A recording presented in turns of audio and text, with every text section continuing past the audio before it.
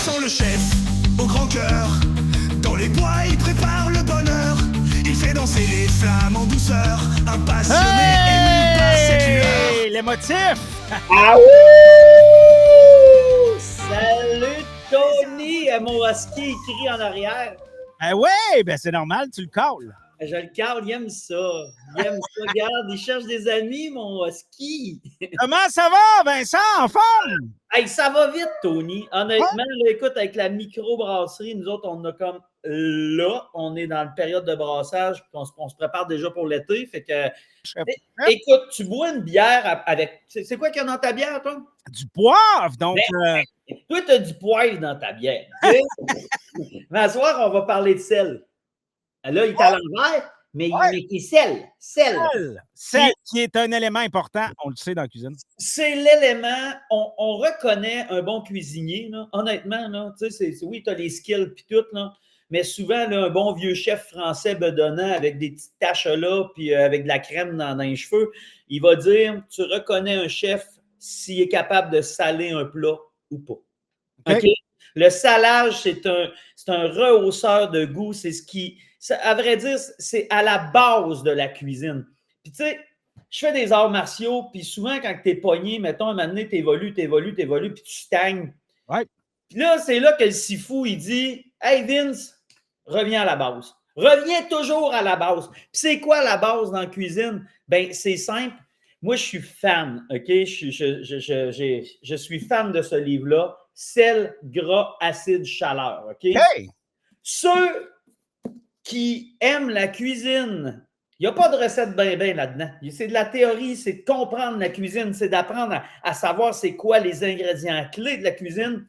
Si tu maîtrises le sel, le gras, beurre, crème et compagnie, les acides, jus de citron, vinaigre, blablabla, et comment tu le fais cuire, là, écoute, tu réussis à coup sûr. Si tu goûtes une sauce, tu dis « OK, c'est assez salé. Parfait. Bon, il va manquer sûrement un peu de sel, il va manquer, pas de sel, un petit peu d'acide, il va peut-être manquer du beurre ou de la crème. Ah merde, si je le fais, si j'aurais fait caraméliser mes oignons, parce que vu que mes oignons, ils cuisent, ils sortent un sucre après. Tu sais, c'est la chaleur qui fait ça. Si tu maîtrises ces 4 ingrédients-là, tu vas devenir pas le meilleur cook, mais au moins, tu vas comprendre. Tu vas contrôler. Oui, tu vas contrôler, tu vas savoir. Parce que souvent, on goûte, puis on ne sait pas pourquoi. Hein? Puis on passe direct dans une affaire où on fait qu'en sachant qu'on a 3-4 aspects de base, ça s'enligne bien au départ. Oui, puis la fille, je pense que c'est une Française ou Italienne, je ne sais pas trop, puis elle a travaillé dans un grand restaurant, puis à force de travailler avec les grands chefs, elle a fait comme, ben c'est simple, cuisiner. Il faut juste maîtriser ça. Le reste, c'est du superflu. Puis je suis tout à fait d'accord avec elle. Puis là, aujourd'hui, je voulais me baser sur... Remonte-moi le don, full screen. Attends une minute. Je vais te mettre juste toi ici, tout pack. Si je peux le mettre là. Et voilà. Puis moi, je vais sel, gras, acide, chaleur. OK? Moi, je l'ai découvert sur Netflix. Il y a 4 épisodes. C'est un peu cucu, mais le livre est vraiment, franchement, meilleur. Ça fait partie, là, avec le grand livre de la cuisine française chez nous, là, ça fait partie de mes incontournables. Avec, je ne pensais pas parler de livre, avec charcuterie, qui est, ça, j'ai eu ça il y a à peu près 18 ans, ce livre-là. Je me l'ai fait donner en cadeau. Écoute, c'est un pionnier aux États-Unis de la charcuterie. Il étudie en France, le monsieur. Il y a comment faire des saucisses, comment saler, comment fumer, comment faire des bonnes saumures. Écoute, c'est complet, là. Mais complet, là, ce livre-là. Là. C'est sûr que, bon, ils disent de mettre du sel nitrité dedans, mais pas des risorbates. Là. Ouais. Mais, écoute, il faut quand même... se fier quand même avec les proportions. Exemple, Maître Fumeur, là, qui est extraordinaire, leur calculatrice à nitrite puis à risorbate. Mais ce livre-là voulait apprendre à faire des saucisses, toute la charcuterie. C'est fantastique. Ouais, on sait que le sel, c'est pas mal ça. Là, dans les... Bon, ben, tu me reviens. Le sel dans la charcuterie, c'est primordial. Qu'est-ce que ça fait, le sel, Tony? Ben, ça fait sortir l'eau. Ça sèche. Pas vrai! Ah non? Ben, écoute, puis je vais te le montrer, j'ai pris des notes. OK? Le sel n'assèche pas la viande. Oui, il assèche, mais au bout de 2-3 jours. OK? Ouais. Le sel fait l'inverse. OK? Mettons avec du poulet, de la volaille, le sel, ce qu'il fait, je peux-tu. Le sel, ce qu'il va faire, là, c'est qu'il va. Attends un petit peu. Je veux te parler d'une chose avant. Il faut que je te parle de l'osmose puis de la diffusion. OK? Hey. L'osmose, c'est l'eau. C'est l'eau qui bouge dans ta pièce de viande. OK? Puis la diffusion, OK? C'est tu prends du sel, puis tu le mets sur ta poitrine de poulet. Puis le sel, il va pénétrer dans ton poulet. Il ne restera pas en surface. Mais ça prend du temps pour la diffusion. Donc, je reviens à ton histoire que le sel assèche. C'est pas vrai. Parce que quand il cuit le sel, OK, il va faire l'inverse. Il va garder ton eau. Il va garder ton eau dans la viande. Il va empêcher l'osmose de se produire, donc de l'eau de sortir de la viande.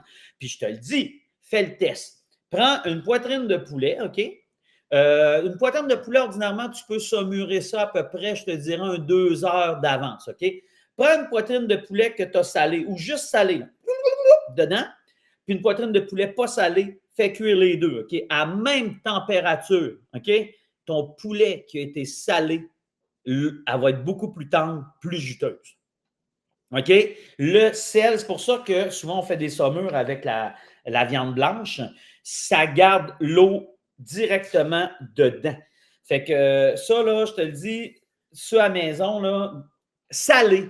Et c'est important de saler. Mais c'est quand qu'on sale, Tony? Ben là, si tu me dis que ça a un gros impact sur la cuisson, c'est sûr qu'il y a des étapes. Comme moi, là, tu me dis ça, puis dans mon poulet, je mets une poignée de gros sel dedans. Au lieu de mettre un oignon, puis moi, c'est une poignée de gros sel. C'est un chef qui m'avait déjà dit ça. Puis effectivement, puis là, je comprends ce que tu viens de me dire. Fait que c'est ce que ça fait quand ça tourne sa broche pendant 2-3 heures, ben, il garde l'eau dedans, puis il est juteux. Fait que le sel, lui, je vais le mettre. Là, dans ce que tu me dis là, moi, je vais le mettre plus au début, je vais le mettre plus en préparation de ma cuisson, mais j'imagine qu'il y a 3 écoles de pensée. Ah oui, définitivement. Un poulet, là, tu peux le saler, là. Genre, tu prends les épices à poulet barbecue de Tony, là, ouais. calife dessus 2 jours d'avance, sans aucun problème. OK? Le sel doit avoir, qu'est-ce que je t'ai dit? Osmose et diffusion. Pour que la diffusion du sel se fasse puis qu'il aille au complet dans la viande, ça prend du temps. OK? Puis écoute, j'ai sorti, ça te tente-tu de l'entendre? Oui. J'ai sorti les différents temps pour différentes pièces de viande. OK? 3 ans d'avance. OK? 3 ans d'avance, c'est les jambons, la viande séchée, tu sais, les gros jambons français. Ouais. 3 semaines d'avance, les corned beef marinés et compagnie. 5 à 7 jours d'avance. Si tu veux faire mariner un bœuf, c'est 7 jours. OK? C'est important. 3 jours d'avance, c'est là que ça joue.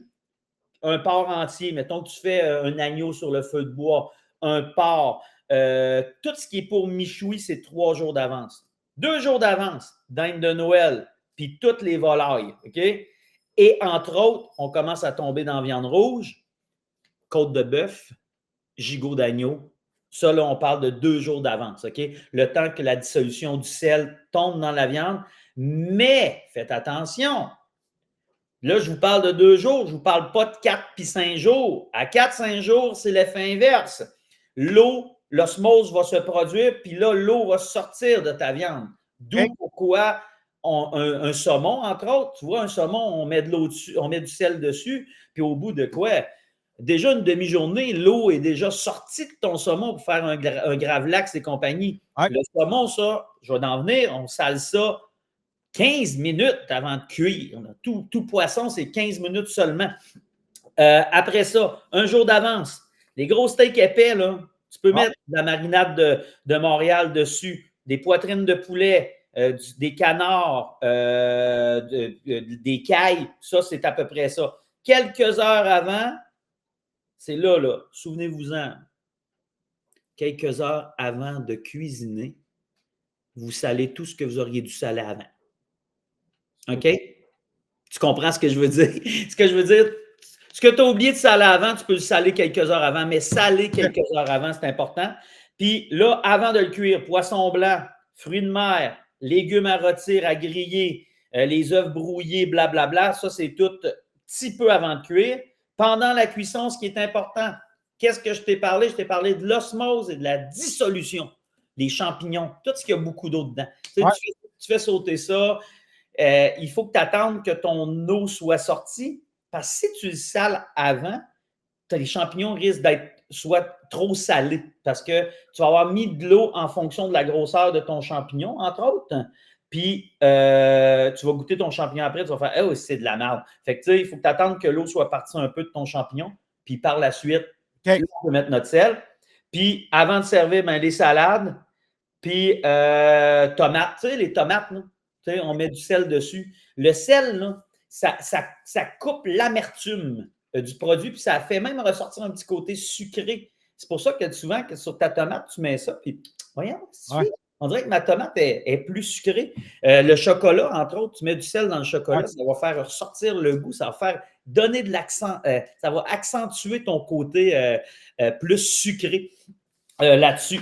Puis là, moi, je vous dis, là, t'as-tu déjà fait ça, Tony? T'es-tu déjà trompé puis t'as acheté du bouillon de poulet pas salé?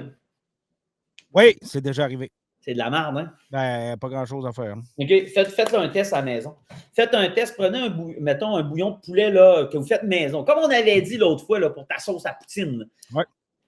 Ça les a un peu goûtés. Vous allez voir là, que rendu au niveau de saturation, là, où c'est parfait, là, tu vas goûter le thym, tu vas goûter le romarin, tu vas goûter toutes les subtilités. C'est la même chose quand vous cuisinez. OK? Moi, mettons, ce soir, là, vu que je préparais la chronique, j'ai dit, bon, ben écoute, je vais mettre quand même en action ce que je veux montrer à Tony, tu sais. Fait que, ce soir, j'ai mangé du bon vieux poulet beauceron à l'érable. Tu sais pas c'est quoi, hein? Non. Poitrine de poulet, bien straight, OK? Là, j'ai mis mon sel, moi, à matin dedans, pour que le sel puisse rentrer dans mon poulet, puis qu'il y ait une dissolution, puis un effet d'osmose pour que mon sel puisse être partout dans mon poulet. Par la suite, tu fais cuire du bacon, des oignons, tu califes tes poitrines de poulet que tu mets dedans avec de la moutarde sèche. Après ça, tu rajoutes de l'eau, du ketchup, du vinaigre, une feuille de laurier, du thym, puis beaucoup de sirop d'érable, puis du poivre. OK? Puis, écoute, j'ai fait cuire ça. Mon poulet, là, il était ferme, mais pas, tu sais, il était juteux, mais il ne se défaisait pas. Je ne sais pas si tu comprends. Ah ouais. Il ne se défaisait pas comme... On dirait que... Parce que le fait que... Là, je viens de retrouver mes notes. Le fait de mettre le sel d'avance dans du poulet, ça liquéfie. La gélatine qu'il y a dans le poulet, elle vient se condenser. OK? Comme ça. Mais l'eau, vu que c'est de la gélatine, l'eau est dans la gélatine, tu comprends? Fait que ton poulet, lui, il garde sa forme, il garde son eau. Tandis que si tu ne le sales pas, en cuisant, ça va faire comme un ressort, OK? Le poulet, l'eau va sortir, puis le poulet va faire... Il va venir raide. Ouais, puis il va tout devenir raide.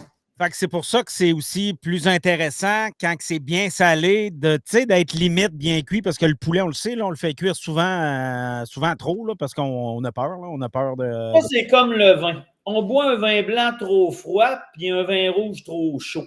Ouais. Okay? Le poulet, on le fait trop cuire. Sacrement, une poitrine de poulet à 175, 180, c'est le maximum. Parce qu'après ça, elle va se défaire, ça va être l'hostifable. Tu sais, quand c'est juteux, là, puis tu le vois, là, ça, comme tu parles, là, justement, le taux de sel, ça doit être une bonne différence. Vraiment beaucoup. Puis dans mes cours de survie en forêt, souvent les gens disent « Ah, ben je m'en vais en camping le soir, fait que là, je m'apporte du jerky, puis une canage de sauce à spag, puis on se fait un spag. » Puis... Moi, j'emporte une dinde. Je peux emporter une dinde puis un poulet. Si ton poulet, il est mariné, OK? Je te dis pas pendant 3 jours de temps, mais tu le mets dans un Ziploc avec 2-3 ice packs autour. Là. Si ton poulet, il a été saumuré 2-3 jours, là, OK? Le sel, c'est un agent de conservation. Oui, c'est ça. Fait que tu peux, je fais des blagues avec ça, mais tu peux mettre ça dans une glacière puis bien le faire cuire pareil. Le sel, c'est un agent de conservation. Puis en plus, ça évite, tu sais, quand on cuisine, on aime ça avoir un gap.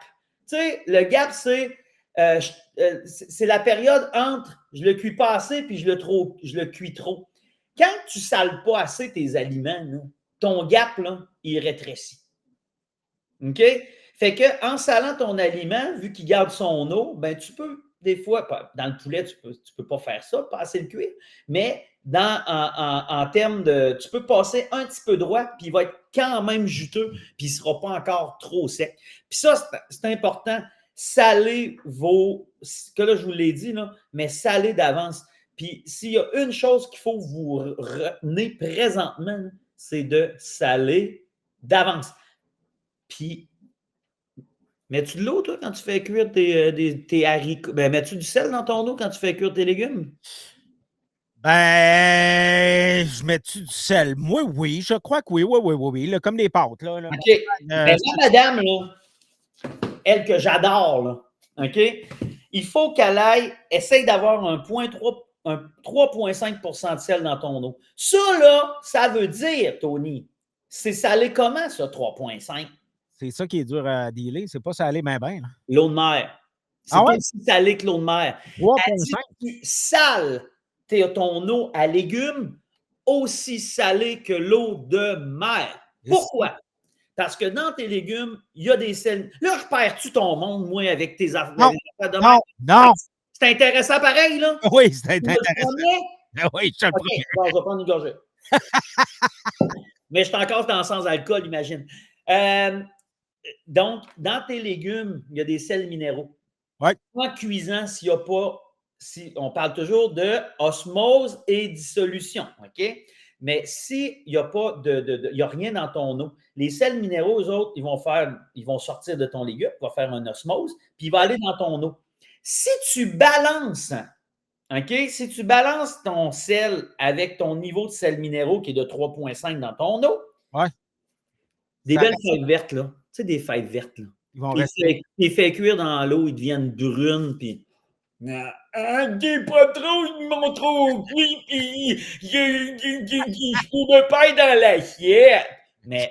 C'est vrai, ouais, je comprends ce que tu veux dire. Okay, je fais le test. Va t'acheter des... Je te parle pas congelé, là, je te parle frais. Mets du sel comme l'eau de mer, OK, dans ton eau. Fais cuire tes haricots. Ils vont être verts fluo. J'exagère un peu, là, mais ils vont être verts, croquants, parfaits. Le goût va être là. Je te le dis, ça fait toute la différence. Sale ton eau. Les patates. Même affaire. Chris, à la limite, ça ne peut pas être trop salé parce qu'à la limite, tu en remets quand, mettons, tu fais des patates pilées, fait que tu remets du sel. Ça ne peut pas être trop salé dans le temps. Non, parce que ce que les gens ne comprennent pas, c'est qu'il y a quand même un temps. Ouais, avant que ça rentre dedans. Là. Ça rentre pas, tu sais, pas parce que tu mets du sel que ça fait POW! Ouais, c'est que c'est ça rentrer dans la molécule puis dans l'essence même, dans la matrice de l'aliment. Ben non, c'est suffit. Va équilibrer ta patate. Elle va garder tout son jus en dedans. Hey, les patates pilées, mes prochaines, mon homme, ça va être salant. Qu'est-ce que je t'ai dit? Dissolution, c'est long. Fait que le gros de ton sel, il va tomber dans l'évier quand tu vas le jeter. Je le sais, c'est triste.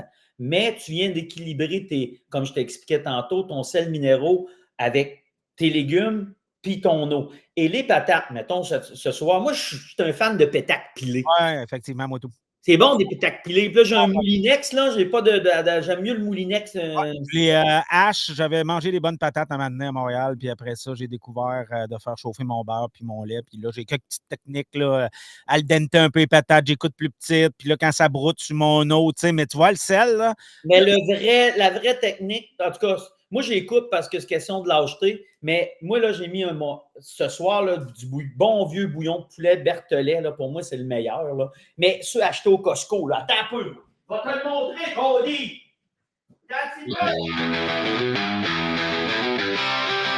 Oui! Celui-là. Malade. Ça, là, c'est le meilleur bouillon de poulet qui existe au monde. J'en mangerai à cuillère. Il y a un petit peu de dextrose dedans, fait que... Le sucre vient, ouais, c'est ça, le sucre vient ajuster ton sel, fait que ça se mange, c'est bon. Moi, j'ai mis mon bouillon de poulet, mais mettre du sel aussi dedans. Puis mes patates, là, avec un eau à peu près salée comme l'eau de mer, là, mes patates, je n'ai pas eu besoin d'en mettre pratiquement pas. J'en ai rajouté un peu, là, une petite fleur de sel dedans, là, mais mes patates poulet étaient parfaites. Puis le goût du sel a eu le temps de se dissoudre dedans, fait que tes patates sont comme « wow ». Sont bonnes, tes patates. Tu as mis du bouillon de poulet dans tes patates aussi? Dans l'eau de mes patates. OK, quand il bouille. J'ai fait cuire mes patates dans le bouillon de poulet. puis dans le sel à 35 à 3,5 3,5 à peu près. Là. On ne faut pas s'enfarger dans les pourcentages du tapis. Mais Et là, comment qu'on sait que la mal est correcte? 3,5, c'est facile, là, mais on y goûte, on goûte à l'eau de mer. Ouais, c'est ça. Faut que ça s'aille salé. Faut que ça s'aille salé. Okay. Puis au pire aller, tu en rajoutes un peu. Mais je te le dis, c'est important parce que rajoute du sel après. Qu'est-ce que ton sel fait? Tu goûtes ton aliment, il n'est pas salé. Tu goûtes ton sel, il est croquant. Il n'y a pas de synergie qui embarque dedans. Ouais. Tandis que les fameuses patates pilées, tantôt, ils ont eu le temps de cuire. Puis l'idéalement, c'est de les faire cuire rondes. Tu le savais, hein? Complète? Complète. C'est plus long. Tu fais cuire complète. L'eau ne rentre pas dans ta patate. Fait que tu te retrouves avec une patate qui est moins foireuse, moins farineuse, puis ça va faire des patates pilées plus onctueuses. Mais là, tu as dit le beurre en premier dans tes patates. Moi, je le passe au Millinex. Puis après ça, on fait chauffer notre lait, comme tu dis. Ouais. Puis après ça, on finit ça de même. On ajuste avec le poivre si t'aimes ça ou en sel, puis bingo, pingouin. Mais ordinairement, une belle patate ronde pour des patates pilées.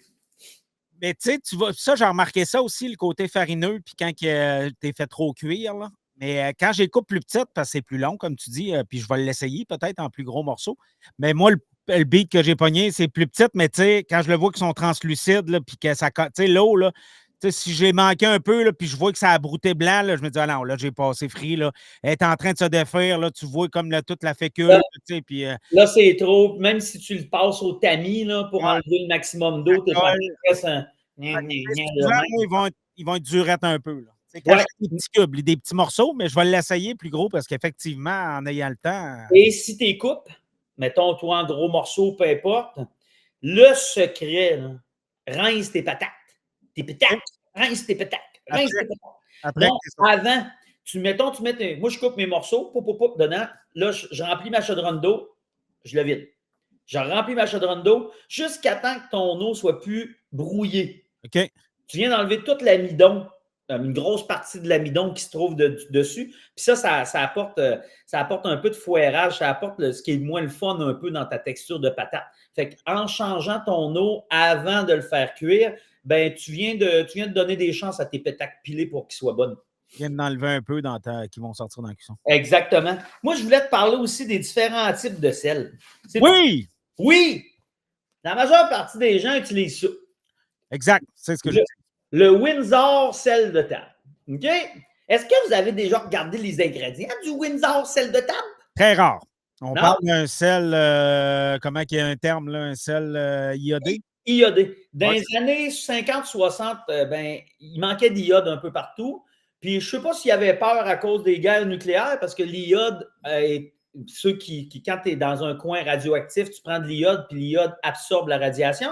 Mais ils ont décidé de mettre de l'iode dans le sel de table. Donc, si je lis les ingrédients là, de ça là, en français, sel, siciliate de calcium, sucre. Oui, monsieur. Et iodure de potassium, iode.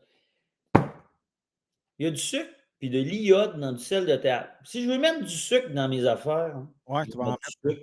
Puis si je veux mettre de l'iode qui goûte métallique, je vais mettre de l'iode. Maintenant, on a assez une alimentation variée qu'on n'a plus besoin ben d'iode. Fait que là, on peut y aller avec notre fameux sel cachère. Le cachère, c'est ça qu'il y a. Donc, lui, il y a juste sel, il n'y a pas d'iode dedans. Il n'y a aucune iode dedans, puis c'est pour ça qu'on l'utilise beaucoup en charcuterie. On l'appelle, puis là, je ne veux pas insulter personne, on l'appelle le sel des Juifs parce que c'est un sel sans iode et c'est le sel qui est capable, on parlait là, tantôt là, de sel qu'avec un certain temps asséchait la viande, n'est-ce pas? Oui. Le sel cachère, il agit 2 fois plus vite sur la viande que le reste. OK. OK? Donc, c'est pour ça qu'on l'utilise beaucoup en charcuterie ou pour saumurer, mettons, du jerky, pour du bacon. Quand on fait une saumure sec avec du bacon, on utilise du sel cachère parce que de la façon qu'il est fait, il va pénétrer super dans ta viande puis il va tirer l'eau très, très, très, très rapidement. Mais c'est un excellent sel. Par contre, quand tu es habitué de travailler avec un sel de table normal ou un sel de table non iodé, là, parce que moi, j'achète des fois les sels de table en triangle, là, je pense que c'est au Costco qui vend ça, ou peu importe, que je mets dans mon moulin à sel. Quand tu es habitué d'utiliser une sorte de sel, puis tu tombes, mettons, avec un sel cachère, calife, coupe de moitié. Ah ouais? Ouais, c'est salé. C'est drôle de dire qu'un sel goûte plus salé qu'un autre sel, là, mais celui-là, oui, il goûte beaucoup, beaucoup plus salé. Fait que, tu sais, je vais vous dire, s'il vous plaît, moi, je l'ai ici pour la visite, là. Je le passe à la visite, mais mon plat, il est plein, là. Ça fait 2 ans qu'il est plein. Quand on s'habitue à travailler avec le cachère, cachère ou même un autre type de sel qui est pas iodé, là, comme je te dis, un gros sel en grain. Puis achetez-vous aussi le moulin. Là. La mouture est plus grosse, ça prend un peu plus de temps en dissolution, mais le goût du sel est moins métallique que celui-là. Là. Fait que quand tu commences à travailler avec un vrai sel, là, soit fleur de sel en finition, mettez pas de la fleur de sel au départ, s'il vous plaît, au prix que ça coûte. Ou dans votre marinade. Votre Ouais. eau de patate. Ou de l'autre patate. Tu sais, la bonne grand-maman qui dit « Oui, j'ai entendu chez Ricardo qu'il fallait utiliser de la fleur de sel. » Dans son eau. Oui, dans l'autre patate. Avec la patate flotte.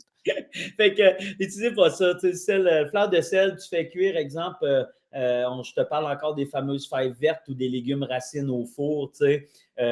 Ça, tu peux l'utiliser avant la cuisson. Tu sais, mettre de l'huile, de l'ail, de la fleur d'ail en huile dans tes légumes. Un peu de fleur de sel, tu me garoches ça au four, tu fais cuire jusqu'à temps qu'il soit croquante. Puis essayez aussi, s'il vous plaît, si vous faites des légumes au four, c'est une autre technique que la madame a dit souvent, puis elle fun, je l'adore.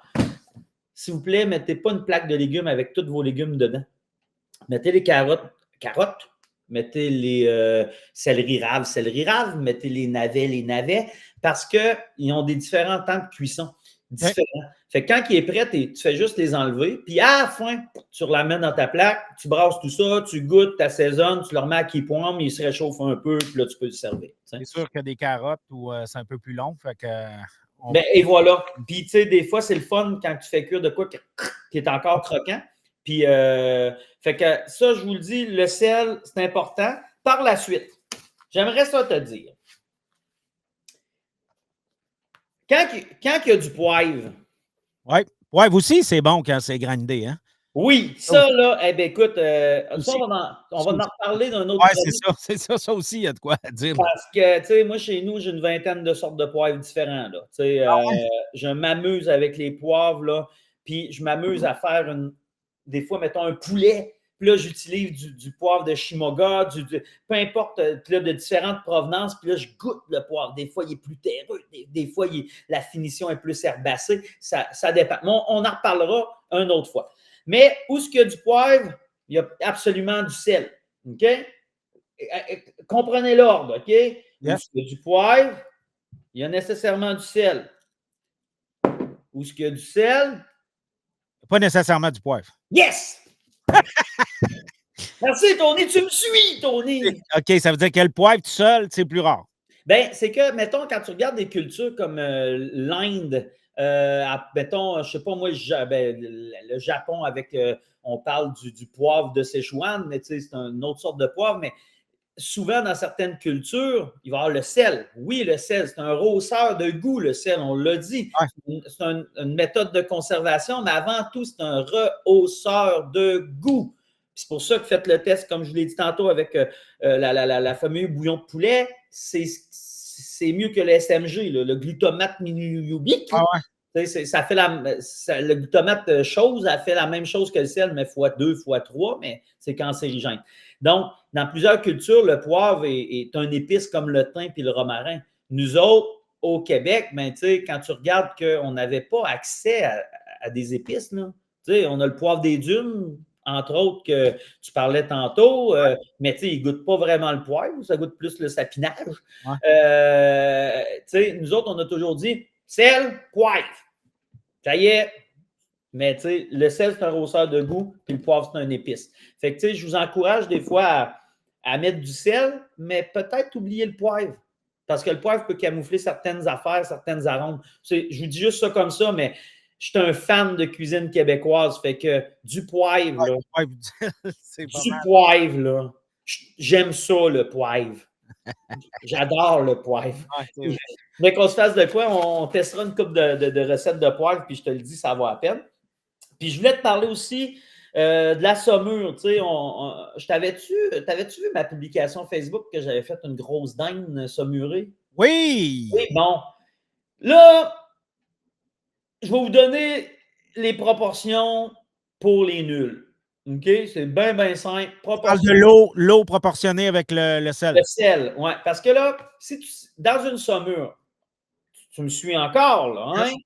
D'une saumure, vu que c'est sur le long terme, là, il peut y avoir de l'assèchement. Okay? Ça peut virer de bord vite. Ça veut dire que surtout que la dinde, ça va être une grosse dinde, deux jours, 3 jours? 2 jours. Mais il faut qu'elle soit dégelée, tu sais. Ouais. Tu sais, on parle encore de « Ah, je les aime, les personnes âgées », quand me rappelle ma grand-maman, mais là, Ricardo, il a dit de mettre la dinde dans la saumure! Et là, la dinde est gelée. Fait que là, la madame, elle met sa dinde 2 jours d'avance, donc pas de genre là. Ah, c'est ça. La famille fait comme oui, elle est meilleure qu'avant. Oui, mais c'est pas vrai, elle n'est pas meilleure qu'avant. Elle n'a pas saumuré sacrément parce qu'il n'y a pas eu de dissolution. Ouais. Okay? Puis l'osmose n'a pas eu le temps de se faire non plus. Fait que ça, vous savez que j'en étais donc déjà à force de placoter de main? La quantité de sel qu'on va mettre dans notre saumure. Excuse-moi. 4 litres d'eau, OK? Mettons un bon vieux on sort notre dinde gelée, on la sort un bon 5 jours avant pour avoir notre 2 jours de saumure dégelée complètement. Il n'est pas peur. Elle ne passera pas date en 3-4 jours. Non, elle ne passera pas date. Puis, tu sais, assurez-vous que la dinde est. Oui, c'est ça. Elle se taponne. Ben moi, souvent, là, quand je travaille, là, mettons, du stock, là, puis on a peur de le laisser, souvent, de la viande rouge, c'est moins stressant. C'est le fun quand c'est température pièce, de la viande rouge l'été, puis tu n'as pas de stress, puis tu vas la ressaisir, puis elle va rentrer pas mal plus. Quand tu es à la dernière minute, tu arrives à midi, tu n'es pas obligé de mettre ça au frigo quand tu vas manger pour souper. Là. Surtout, mais là, tu vas être le kingpin du barbecue. Là, tes steaks, il faut que tu les fasses dégeler. Tu n'as pas le choix.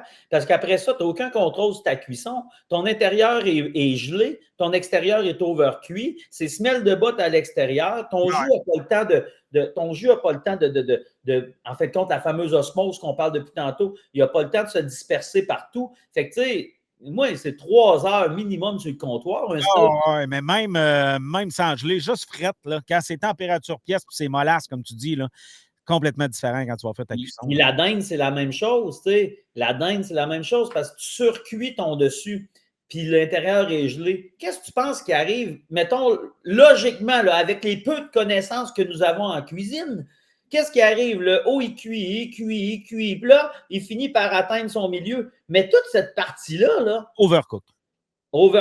Qu'est-ce qui arrive quand c'est overcook, même si c'est salé? L'eau sort, ça devient sec.